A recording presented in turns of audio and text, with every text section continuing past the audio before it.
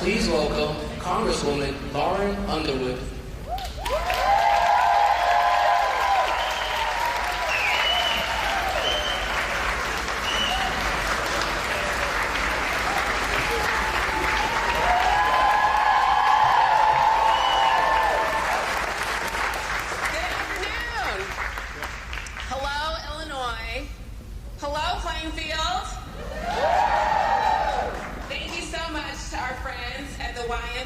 for hosting us, and thank all of you for being here to join me in welcoming the Vice President of the United States of America to Illinois' 14th Congressional District.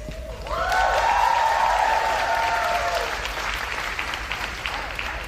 am so proud that the Vice President has chosen to come to our community to announce groundbreaking new federal commitments to end the maternal health crisis and empower women throughout all stages of pregnancy, delivery, and postpartum care.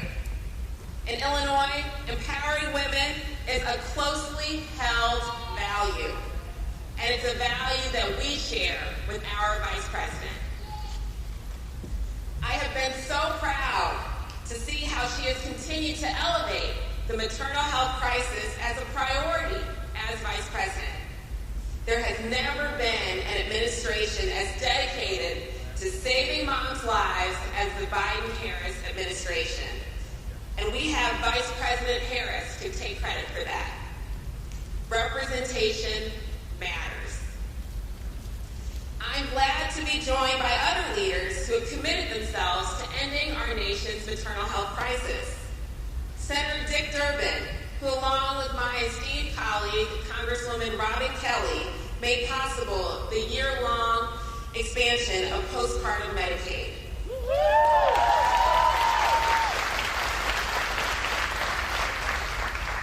And my former colleagues, Administrator Chiquita Brooks-LaSure, Carol Johnson, and Undersecretary Gil Cisneros, who have long been valued partners in this work.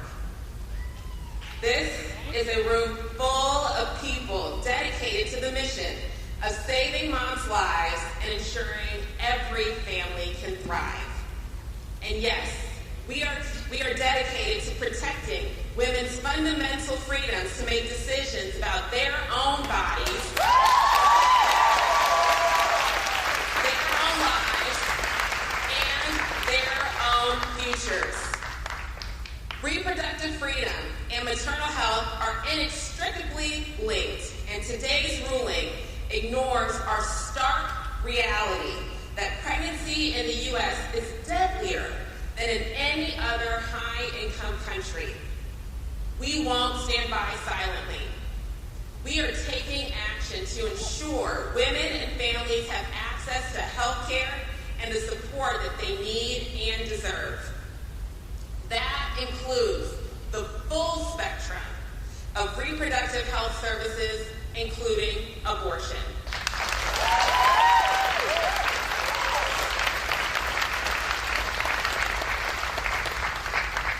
This maternal health crisis affects too many of us. Women who live in cities, in suburbs, those with and without higher education degrees, those who have private health insurance coverage, and those who don't. Too many of us have stories of loved ones who have experienced trauma and loss during what should have been one of the most joyous times of their lives. Congresswoman Alma Adams and I both recognize that the Black maternal health crisis has touched far too many women and families and communities, and so we co-founded the Black Maternal Health Caucus in 2019. And together, we wrote the Momnibus, a sweeping package of 12 bills to address the key drivers of maternal mortality. And I was so honored to partner with then Senator Kamala Harris to introduce the Black Maternal Health Momnibus Act in 2020. The Momnibus invests in empowering women at every stage of pregnancy. And through this work, we've made tremendous progress. Much of the legislation has already passed the House, and one omnibus bill was signed into law, and that one is to support pregnant and postpartum veterans. President Biden signed it in November of 2021. We also secured new funding for the National Maternal Mental Health Hotline and funding to expand obstetric care in rural communities. The Biden-Harris administration shares our sense of urgency, and I'm so pleased about these important commitments being announced today. These new administrative actions will improve maternal care in this country and give women in Illinois greater confidence that they will be seen and heard during pregnancy, delivery, and the postpartum period. They complement the progress we are building in Congress, progress that would not be possible without the leadership of Illinois' distinguished senior senator, Dick Durbin. Senator Durbin is the Senate Majority Whip, the chair of the Senate Judiciary Committee, and the lead Senate sponsor of the critical maternal health legislation like the Mamas Act, which would make sure that every state follows Illinois' lead and extends postpartum Medicaid coverage to a full year. Senator Durbin, thank you for all that you do to help Illinois moms and all moms. It is now my honor to introduce Senator Dick Durbin.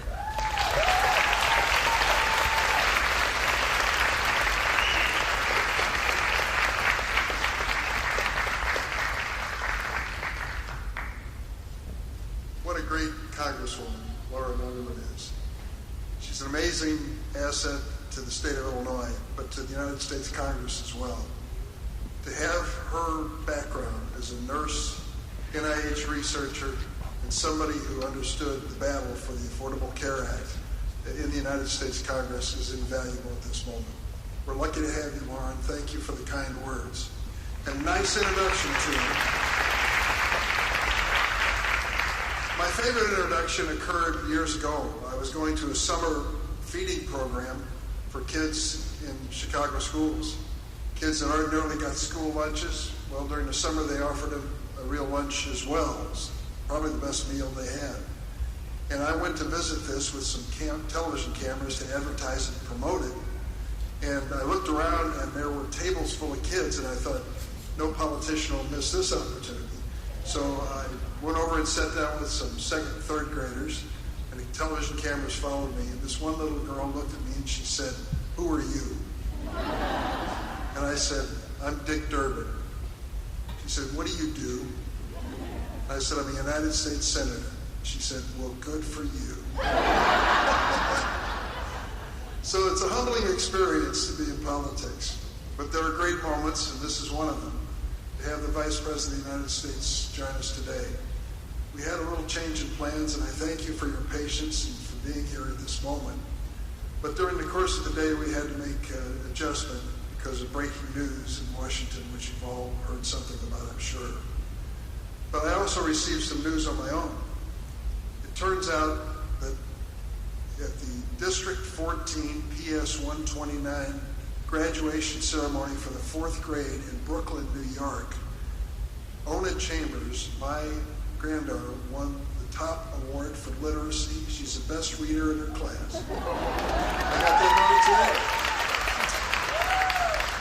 And you know, I couldn't help but think at the time, as I thought about little Ona, how she came to this world. It wasn't an easy path. Her mom wanted to have children, and she went through fertilization, in vitro fertilization, and we were all pulling for her. She tried twice and it didn't work, and we were just about ready to give up. I see some heads nodding in the audience. You know these stories well. But thank goodness it paid off. Thank goodness she and her brother Floyd came to this world and gave us so much joy. It was a decision made by my daughter and her husband and our family. It was a decision which at that time was guaranteed to them by the Constitution of the United States. That guarantee ended this morning at 10 o'clock Eastern Time. with the decision of the Supreme Court. I think it's the wrong step in terms of the future of this country.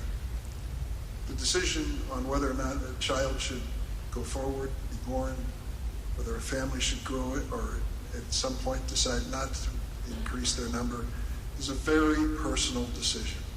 It's one that should be made by individuals.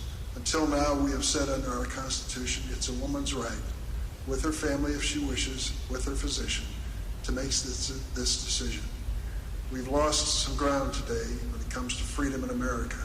This is the first time that I know of in the history of the United States that we've taken away a constitutional freedom. And it happened this morning in Washington. We have a battle that needs to be waged, and the Vice President is going to address it. In the meantime, whatever your feelings about that issue, as controversial as the issue of abortion may be, can we all agree that we want mothers to survive childbirth? Can we all agree that we live in a country now which is one of 13 countries in the world which has a higher maternal mortality rate today than it did 25 years ago? This is the United States of America. We're better than that. We should be. We ought to be dedicated to making certain that mothers survive. I'm glad that Lauren Underwood and, of course, Robin Kelly, two congresswomen in our delegation, are not only state leaders, but national leaders on this subject. And I thank everyone here who is interested in it. We have important things to do in Washington, and this is one of them. Make sure that our public health system responds to the needs of families in the United States and across this whole nation, and we can get that done. Leading the charge in Washington, D.C. is a person I came to know very well. She and I served in the Senate together. She was on the Senate Judiciary Committee, which I now chair, and I can remember she was set in the last chair, so she had to sit patiently as 10 or 11 others asked questions. But we all waited for her because we knew it was worth the wait. Former Attorney General in the state of California, the first woman to ever be elected Vice President of the United States. Welcome to Plainfield, Kamala Harris, Vice President of the United States.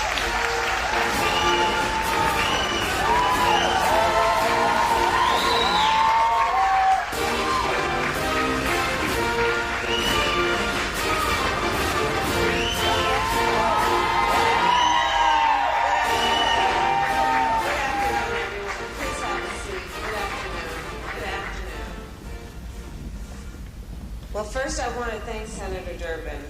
I had the privilege of serving with him, as he mentioned, on the Senate Judiciary Committee, and I can tell you, Illinois, you are very, very well represented by Senator Dick Durbin. He is an extraordinary leader, a great fighter for all of America, and in particular the people of Illinois. So thank you, Dick Durbin, and congratulations to your grandchild for her honor today as well.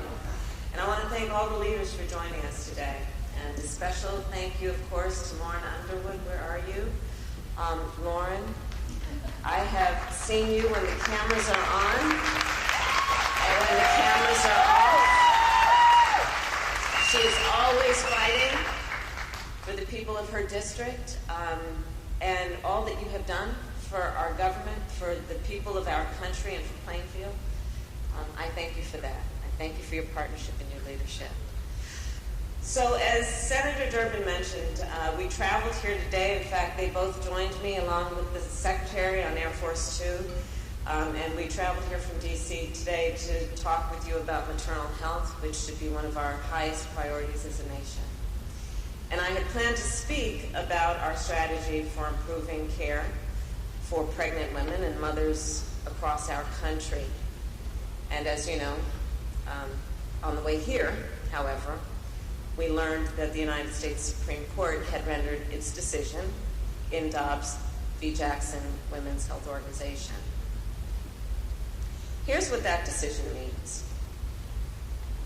For nearly 50 years, we have talked about what Roe v. Wade protects.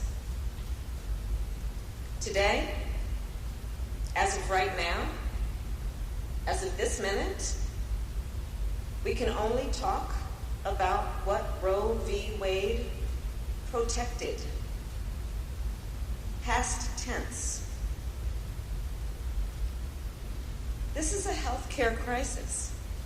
Because understand, millions of women in America will go to bed tonight without access to the health care and reproductive care that they had this morning, without access to the same health care or reproductive health care that their mothers and grandmothers had for 50 years. This is the first time in the history of our nation that a constitutional right has been taken from the people of America. And what is that right? Some might ask. It's the right to privacy. Think about it as the right for each person to make intimate decisions about heart and home. Decisions about the right to start a family, including contraception, such as IUDs, the morning after pill. Decisions about whether to have a child, including, as Senator Durbin mentioned, through in vitro fertilization. Decisions to marry the person you love. Obergefell v. Hodges. Loving versus Virginia. This opinion also says, when you read it, that abortion is not deeply rooted in our nation's history. They offer that in the opinion as a foundation for the decision they rendered today.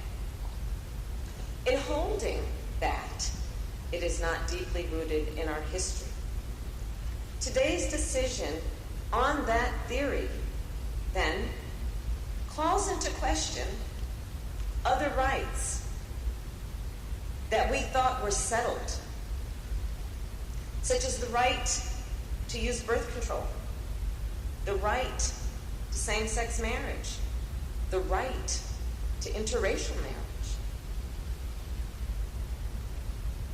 The great aspiration of our nation has been to expand freedom. But the expansion of freedom clearly is not inevitable. It is not something that just happens.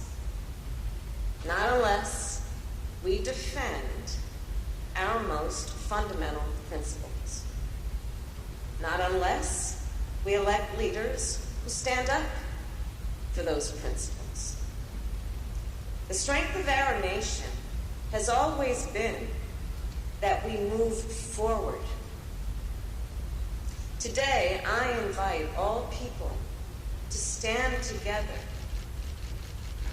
in defense of one of the most fundamental ideals and principles that for generations, for centuries, I believe, we have held dear, which is that fundamental principle about the importance of liberty.